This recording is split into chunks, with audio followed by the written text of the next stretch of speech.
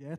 I don't think he's here yet, but I wanted to thank Dave Tallenfeld, who made a gift in honor of one of the speakers and the IICS project.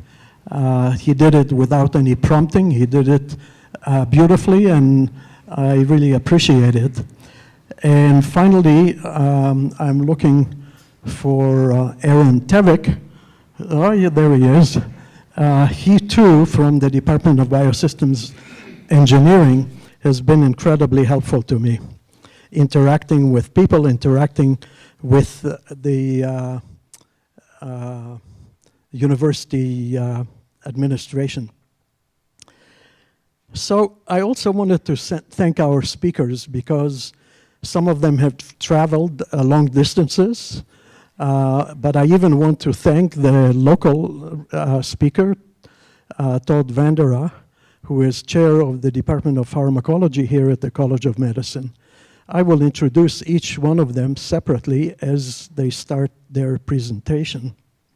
And finally, just a few words to say why I was crazy enough to undertake this project.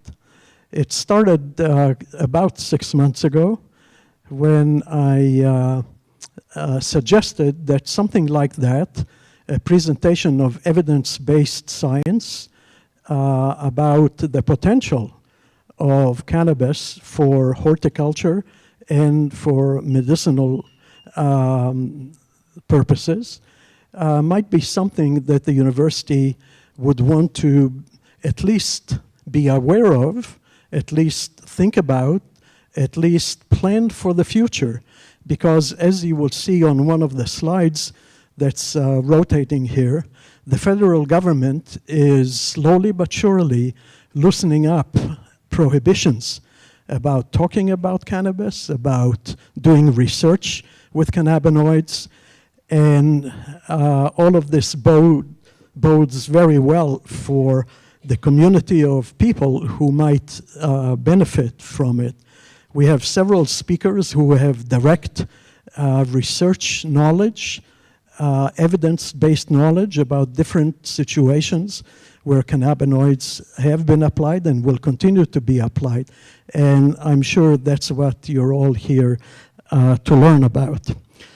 So I think I'm going to cut this short and just say that the emerging field of evidence-based research and teaching about the potential value of cannabis as a horticultural and medicinal source is clearly worthy of this endeavor and clearly worthy of the attention that the university and the community, in my opinion, should pay attention to.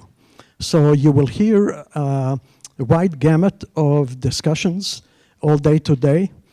Some of them are going to be on the teaching side, some are going to be on the research side, and everything will, I hope, allow you to take home something new that you haven't known about before and think about as things unfold in this emerging field of evidence-based science. Thank you.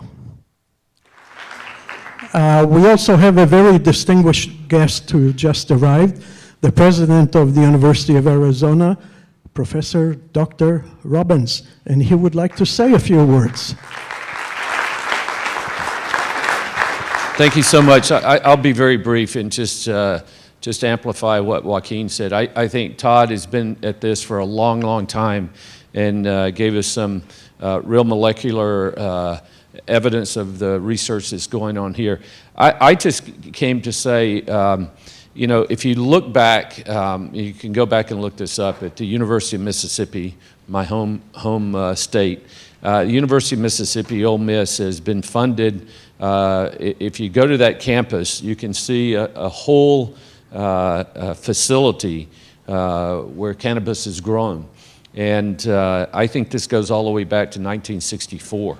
and the amazing amount of funding from NIH that's been procured by that institution. So Joaquin and I are here, and I've talked to Todd about this, and we've talked to Shane Burgess in agriculture about, is this an opportunity for us in Arizona because of the issues of two areas? I mean, there are many we could talk about, but pain and opioid addiction. And then I'm particularly interested in these very debilitating seizure disorders in young children, and what research we could do. And I think having you and others, you have other collaborators here, we have an opportunity to, as a university, at least look at some infrastructure that could help us with solving some of these big problems that we have in society. So I just wanted to say one quick word, and congratulations on this conference. Thank you very much. Before we continue with the program presentations, I'd like to ask Dr. Joaquin Ruiz to say a few words. I thought you committed to that. So here is a microphone. You don't have to go up on stage. Thank you. Well, I just congratulate Rafi Gruner for doing this, actually. It's important. Sometimes we believe that politics gets in the way of science, and you have to be pretty brave to move on and do the right thing. So congratulations. That's all I have to say.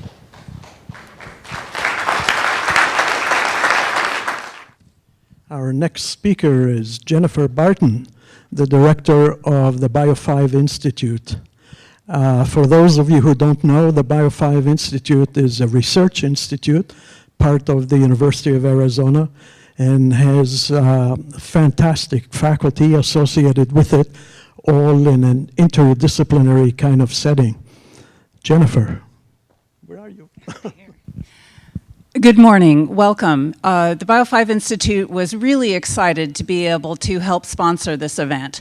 As we heard, the Bio5 Institute is a branch of the research office here. We represent anything that can't be done within one college. So although the colleges of Agriculture and Life Sciences, the College of Science, and the College of Medicine are all really important, really in order to pursue all the opportunities that we have here, the ability to improve human health and well-being, we need to work together.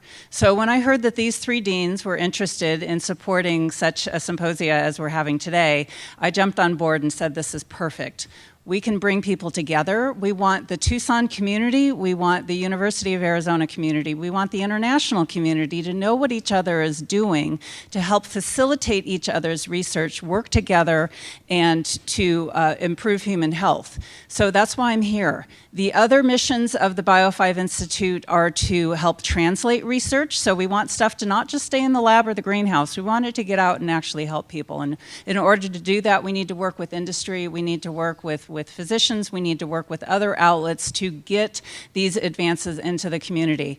Finally, the last thing that Bio5 does is education, outreach, and training. And so this is perfect in that respect, in that we're working together. So please, everybody, sit in your seats and absorb, but also get together at the breaks, get together at lunch, get together afterwards, and talk to each other and find out how we can all work together and advance this fantastic field. So have a wonderful day.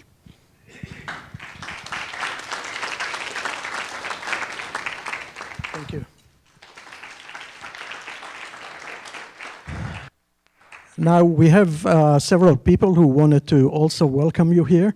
And the first one is Kit Farrell-Poe, representing Shane Burgess, the Dean of the College of Agriculture, and the Department of Biosystems Engineering.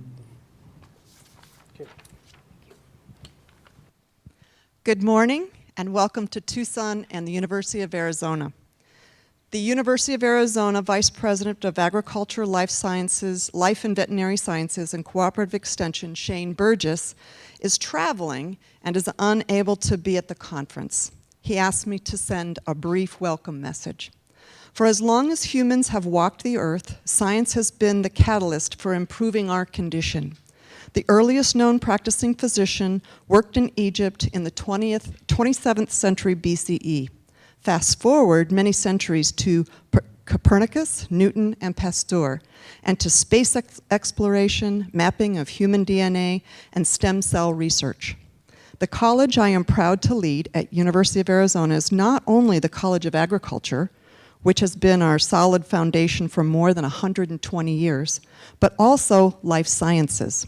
Currently, 42% of our undergraduates are pursuing health and wellness degrees in areas including nutritional sciences, microbiology, and food safety. On behalf of myself and the Division of Agriculture, Life and Veterinary Sciences, and Cooperative Extension, thank you for being here this week and for your research and innovation that is pushing science and medicine forward as we continue to seek ways to improve humans' lives and health. Thank you.